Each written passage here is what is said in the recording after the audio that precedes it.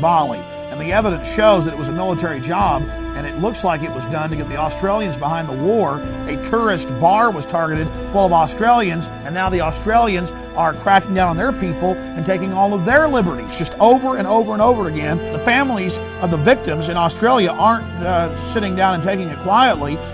They went after the Australian Premier at a press conference on the Bali bombing and accused them of having knowledge or being involved. And the evidence is they were. Here's another one from the Associated Press.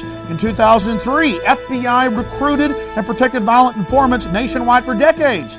And you read into the article, it's come out in court, the FBI controlled mafia hitmen and controlled the drug dealing on the East and West Coast and had killers going after people that were trying to stop drug dealers. In some cases, police officers that were doing their job were being targeted by FBI agents using organized crime.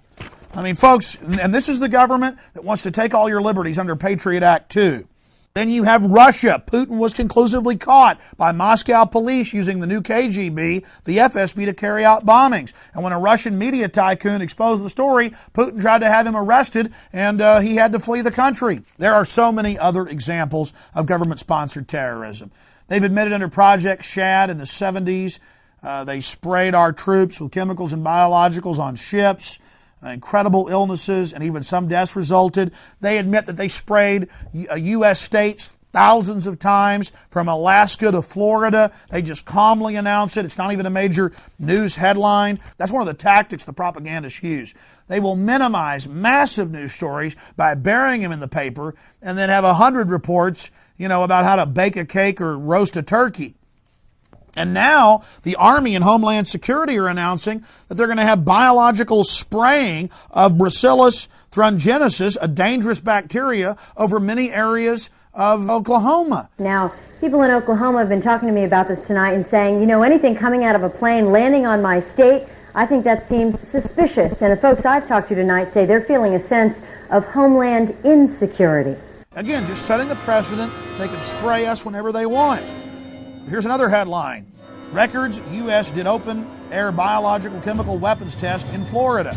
Again, Associated Press. Chemical weapons test by the U.S. in the 60s against servicemen. Here was a Sunday Herald story out of Britain, revealed how naval intelligence tested lethal plague bombs off Scotland that then blew into the coastline. Portondown used soldiers for sarin gas test in 1983, deadly gas. These people died from it. Red Cross faces scrutiny. Sydney Morning Herald. They got caught. The federal government yesterday ordered an inquiry into the deliberate use of potentially contaminated blood to make medical products used by thousands of hospitals, patients, and hemophiliacs. And it says they told people giving blood, we don't care if you have hepatitis C, give us blood, and publicly put it in the blood supply.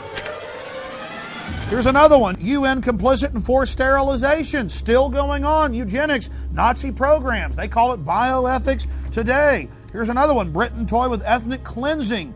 Leaders considered forcibly moving Roman Catholics to Irish Republic. This stuff comes out every day. They just calmly announce it. They're behind all the terror. We've never found a terrorist incident of any real size or scope that was carried out by anyone but the government. There's a few lone nuts that do a few badly coordinated, tiny attacks, but every major attack is controlled by the globalists and their provocateurs. I just want you to realize who we're dealing with, who we're facing here, America. A bunch of criminal hoodlums, military-industrial complex minions, using Madison Avenue advertising, propaganda, brainwashing techniques to neutralize opposition to the New World Order. They got you to deny its existence while they were building this worldwide police state for total enslavement. Now it's upon you, and they're saying accept it or the terrorists are going to get you. Wake up, man. Your kids are worth it. The truth is getting out to the American people. And as the liberals and the conservatives wake up to the fact that we have manufactured consent in this country and that there's no real debate about serious issues, just simply staged theatrical events, we can begin to get our Bill of Rights and Constitution back. All Americans should be constitutionalists because the Constitution, Bill of Rights, and the Declaration of Independence state the facts of history. Governments become tyrannical. They attempt to dominate populations, and they must be resisted. and mistrust of government, a watchful nature must be promoted and supported in a country if it's going to be free. Elites throughout history have wanted just a few things: to expand their control and to maintain that control, and to block any rivals to that control. And to do that, they have to dumb down populations. They have to create terrorist acts to scare them into submission. And the New World Order is simply the latest in a long line of empires, of strong men, of king rats that have attempted to dominate and abuse their populations. And they can't help it. They will always abuse their populations because their own minions, their own servants, their own enforcers enjoy abusing people. They're sadistic, and they like to expand their own little mini empires inside of a tyrannical, dehumanizing, total enslavement program.